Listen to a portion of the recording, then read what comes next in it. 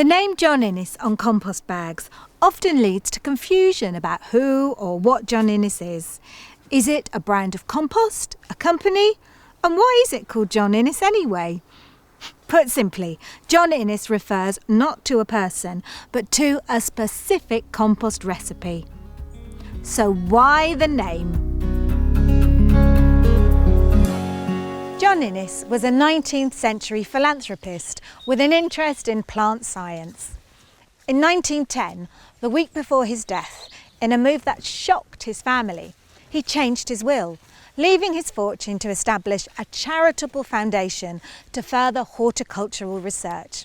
What we know today as the John Innes Centre, that's based in Norwich, Norfolk. Plant scientists working there needed a growing media that would give consistently good, reliable results, as well as being pest and disease-free. In 1930, they developed the recipe that has now come to be known simply as John Innes. And so the name you see on compost bags refers to that mix. The mix was released to the public during the Dig for Victory campaign of the Second World War, and since then it's been available for anyone to replicate.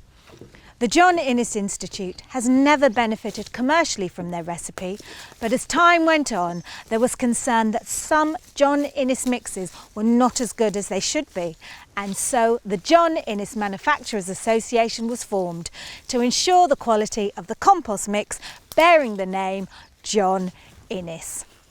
Today, members of the John Innes Manufacturers Association, of which Levington is a part of, continue to send samples for independent analysis each year.